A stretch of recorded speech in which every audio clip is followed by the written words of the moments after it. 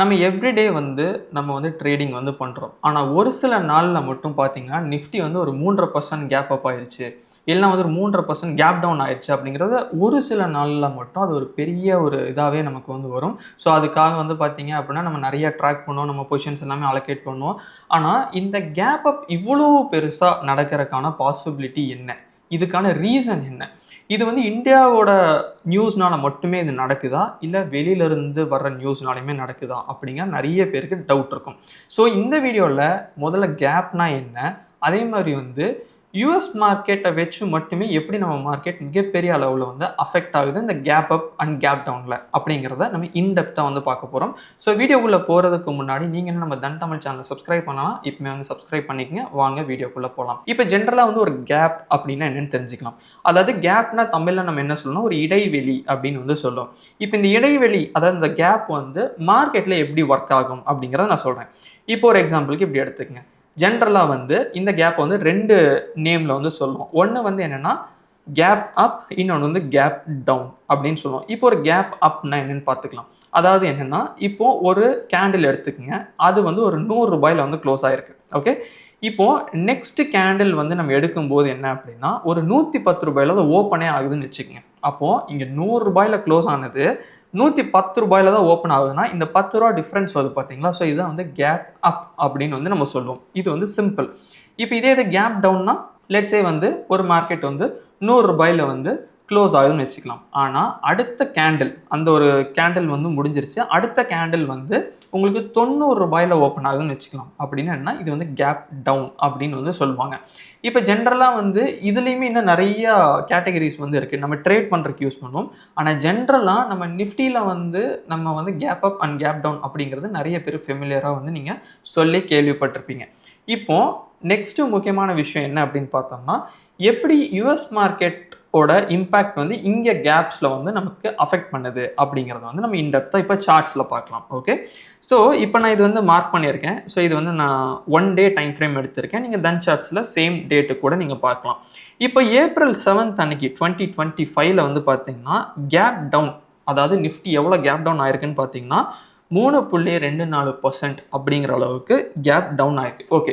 இந்த gap down ஆனதுக்கு முக்கியமான ரீசனாக நம்ம என்னென்ன பார்க்குறோம் அப்படின்னு பார்த்தீங்கன்னா, யூஎஸ் பிரசிடென்ட் ட்ரம்ப் வந்து என்ன பண்ணியிருக்காரு அப்படின்னு பார்த்தீங்கன்னா 104% வந்து டேரிஃப் வந்து சைனீஸ் குட்ஸ் மேலே போட்டிருந்திருக்காரு. ஸோ இது வந்து ஒரு விஷயம். ஸோ இதனால என்ன நடக்குது அப்படின்னு பார்த்தீங்கன்னா யூஎஸ் மார்க்கெட்டே ஃபால் ஆகுது. இப்போ இந்த ஃபால் ஆகும்போது என்ன நடக்குது அப்படின்னு பார்த்தீங்கன்னா நெக்ஸ்ட் டே மார்க்கெட் வந்து நமக்கு ஓப்பன் ஆகும்போதும் இது இங்கே இம்பேக்ட் ஆகுது.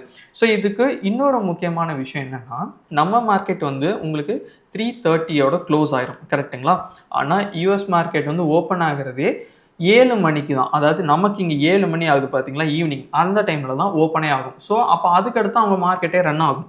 அப்போ அங்கே என்னென்ன நடக்குதோ அதோட இம்பேக்ட் நமக்கு எப்போ தெரியும்னா அடுத்த நாள் காலையில் 9:15 தான் நமக்கு தெரியும். ஸோ அதனால் இந்த ஒரு பர்டிகுலர் கேப் டவுன் வந்து இதை ஓப்பன் ஆகிருக்கு இந்த மாதிரி கீழே.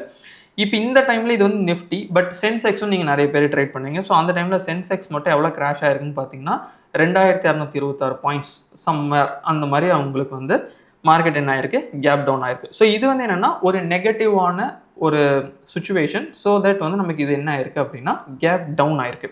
ஃபைன்.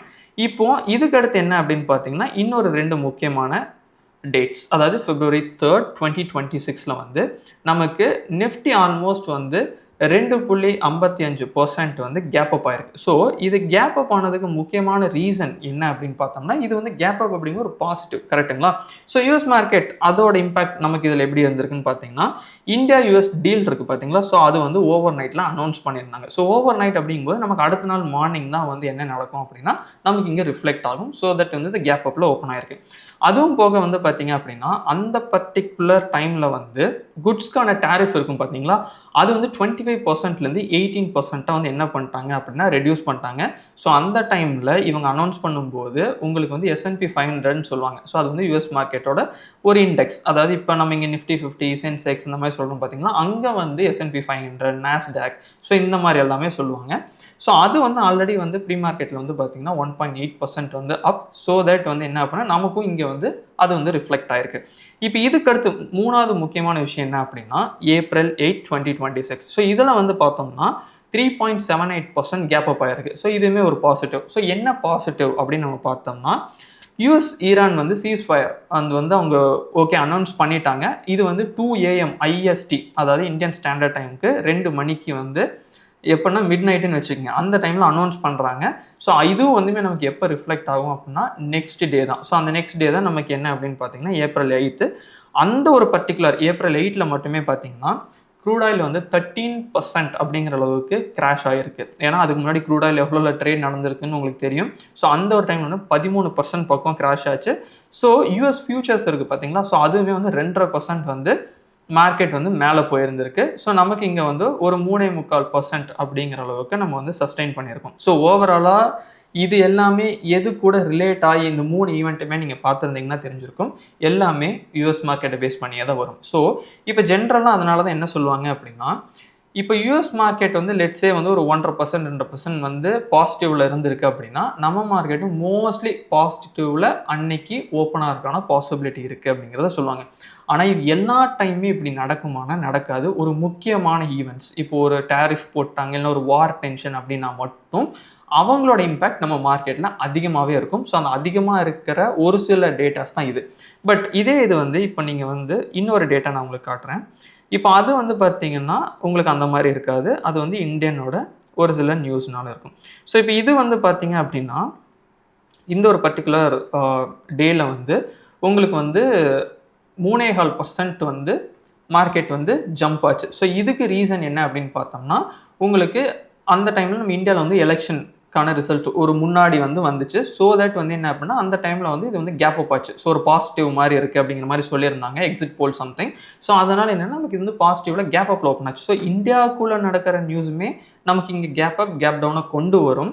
ஆனால் எல்லா டைமுமே வந்துட்டு பார்த்தீங்க அப்படின்னா பெரிய பெரிய நியூஸ் வந்து இந்தியாவுக்குள்ளேயே வராது. ஏன்னா மார்க்கெட் அப்படிங்கிறது வந்து ஒரு ஸ்டேபிளாக ஸ்டெடியாக இருக்கணும் அப்படிங்கிறத எல்லாருமே வந்து யோசிப்பாங்க. ஸோ இந்தியாவுக்குள்ளே எப்பயுமே வந்து உங்களுக்கு ஒரு நார்மலான ஒரு என்விரான்மெண்ட்லேயே தான் இருக்கும். ஆனால் சம்டைம்ஸ் இந்தியாவிலேருந்துமே ஒரு பெரிய பெரிய நியூஸ் இந்த மாதிரி எலெக்ஷன் ரிசல்ட்டோ சம்திங் லைக் தட் அந்த மாதிரி வந்துச்சு அப்படின்னா கேப் அப் கேப் டவுன்ஸ் இருக்கும். ஆனால் மோஸ்ட் ஆஃப் த டைம் வந்து எப்படி நடக்கும் அப்படின்னு பார்த்தீங்கன்னா உங்களுக்கு யூஎஸ் மார்க்கெட்டோட அந்த அஃபெக்ட் வந்து இருந்துகிட்டே தான் இருக்கும். ஏன்னா அவங்க ஒரு ஸ்டேட்மெண்ட் கொடுக்குறாங்க அப்படின்னா அது ஒருவேளை நமக்கு வந்து பாசிட்டிவாக இருக்குன்னா தென் அது வந்து ஓகே. இல்லை அப்படிங்கும்போது என்ன நடக்கும்னு பார்த்தீங்கன்னா அது வந்து நமக்கு நெகட்டிவாக இருக்கும். அந்த நெகட்டிவாக இருக்கும்போது என்ன நடக்கும்னு பார்த்தீங்கன்னா கேப் டவுன் ஆயிரும். இப்போ இந்த ஒரு பர்டிகுலர் இதை எடுத்துக்கலாமே. ஸோ ஏப்ரல் 8 இப்போ ஒரு வார் டென்ஷன் இருக்குது. பட் ஆனால் அது வந்து முடிவுக்கு வருது அப்படிங்கும்போது என்ன நடக்கும் அப்படின்னா எல்லா மார்க்கெட்டுமே ரீபவுண்ட் ஆக ஆரம்பிக்கும். ஏன்னா ஓகே இப்போ அந்த வார் டென்ஷன்லாம் முடிஞ்சு. ஸோ அப்போ அந்த ஆயில் ப்ரைஸஸ் எல்லாமே கம் டவுன் கீழே வந்துடும். ஸோ அப்போ இங்கே நடக்கிற பிஸ்னஸ்க்கு எல்லாமே அதாவது எக்ஸ்போர்ட்ஸாக இருக்கலாம் இல்லை இம்போர்ட்ஸாக இருக்கலாம் எல்லாமே ஸ்மூத்தாக நடக்க ஆரம்பிக்கும். ஸோ அதோட ரிஃப்ளெக்ஷன் வந்து இந்த கேப் அப். ஆனால் ஒரு சில டைம் வந்து இப்போ கேப் டவுன் ஆகுது பார்த்தீங்களா. இப்போ ஃபஸ்ட்டு பார்த்த எக்ஸாம்பிளில் அது வந்து என்ன முக்கியமான விஷயம்னா இப்போ ஒரு பெரிய லெவலில் டேரிஃப் வருது அப்படிங்கும்போது அப்போ அது வந்து எக்ஸ்போர்ட்ஸ் வந்து பாதிக்கலாம்.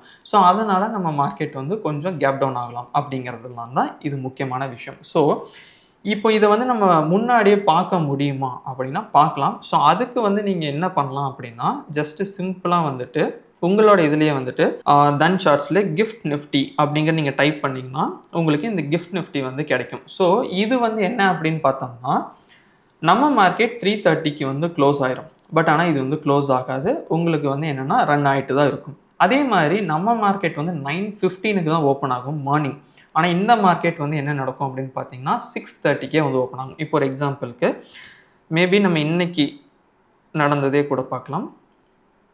இப்போ இந்த இடத்துல எடுத்தீங்க அப்படின்னா இன்றைக்கி 28th.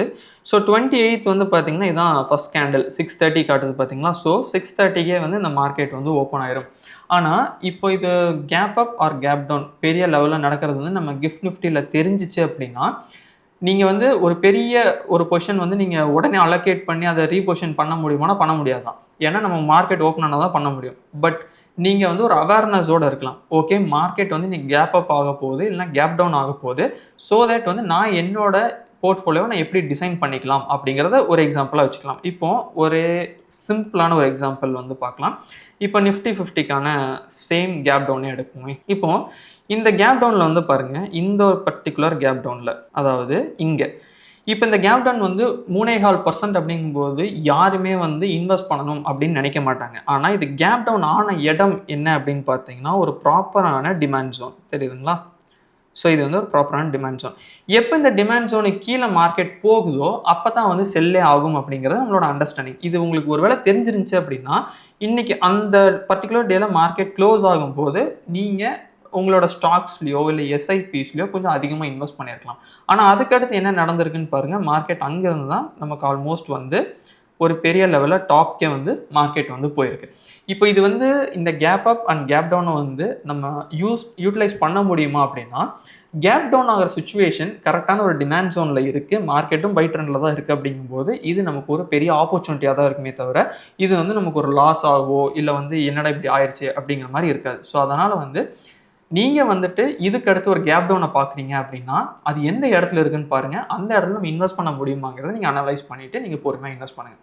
அப்போ இந்த கேப் அப்பை நம்ம எப்படி ஹேண்டில் பண்ணுறது அப்படின்னா த சேம் கான்செப்ட் தான். மார்க்கெட் ஒரு கேப் அப் ஆயிடுச்சுன்னா அதை போய் சேஸ் பண்ணாதீங்க. எப்பயுமே கொஞ்சம் வெயிட் பண்ணுங்கள், அது கீழே வரும். கீழே வந்ததுக்கப்புறம் நீங்கள் என்ன பண்ணுங்கன்னா உங்களோட பொசிஷன்ஸ் வந்து ஆட் பண்ணுங்கள். இல்லை எனக்கு வந்து டவுட்டாக இருக்குது இங்கிருந்தே மேலே போயிடுச்சு அப்படின்னா நீங்கள் ரொம்ப கம்மியான பொசிஷன்ஸை மட்டும் ஆட் பண்ணுங்கள். அதிகமாக ஆட் பண்ணிங்கன்னா அந்த கீழே வரும்போது நீங்கள் ஆட்டோமேட்டிக்காக க்ளோஸ் பண்ணுற மாதிரி ஆகும். ஏன்னா உங்களோட பயமோ இல்லை வந்து எதுக்கு நம்ம வீண் சிரமம் அப்படிங்கிற மாதிரி நினச்சிட்டு நம்ம க்ளோஸ் பண்ணிடுவோம். ஸோ இதுக்கு அடுத்து வந்து gap up or gap down ரெண்டும் வந்தாலுமே அதை நீங்கள் வைஸாக வந்து ஹேண்டில் பண்ணுங்கள். ஒரு கேப் டவுன் வருது அப்படின்னா அது டிமாண்ட் ஜோனில் இருந்துச்சு அப்படின்னா அது ஒரு நல்ல ஆப்பர்ச்சுனிட்டி, இப்போ நம்ம இதில் பார்த்த மாதிரி. இல்லை ஒரு கேப் அப் வருது அப்படின்னாலுமே கொஞ்சம் வெயிட் பண்ணுங்கள், அவசரப்படாதீங்க. சேஸ் பண்ணணும்னு நினைக்காதீங்க. மார்க்கெட்டை சேஸ் பண்ண போய் தான் நம்ம எல்லா பணத்தையும் அதில் போட்டுருவோம். அதுக்கப்புறம் கீழே வரும்போது உள்ள பணம் போடலாம்னா பணம் இருக்காது. ஸோ இந்த மாதிரி தான் நீங்கள் இந்த கேப் அப் அண்ட் கேப் டவுனை வந்து அண்டர்ஸ்டாண்ட் பண்ணணும், அது எப்படி பார்க்கணும், இது வந்து யூஎஸ் மார்க்கெட் எந்த அளவுக்கு இது வந்து நம்மளை அஃபெக்ட் பண்ணுது, முக்கியமான கேப் அப் அண்ட் கேப் டவுன்ஸை பற்றி டிஸ்கஸ் பண்ணியிருக்கோம். பட் ஸ்டில் உங்களுக்கு இதில் டவுட் இருக்குது அப்படின்னா அதை வந்து கமெண்ட்ஸில் சொல்லுங்கள், அதுக்கான ஆன்சர்ஸ் வந்து நாங்கள் தரோம். அதே மாதிரி நீங்கள் என்ன நம்ம தன் தமிழ் சேனலை சப்ஸ்கிரைப் பண்ணலாம், ப்ளீஸ் எல்லாருமே சப்ஸ்கிரைப் பண்ணிக்கங்க, அந்த பெல் ஐக்கானும் கிளிக் பண்ணிக்கங்க. அடுத்த ஒரு நல்ல வீடியோவில் நான் உங்களுக்கு மீட் பண்ணுறேன். Happy trading. Thank you. Investments in the securities market are subject to market risk. Read all the related documents carefully before investing.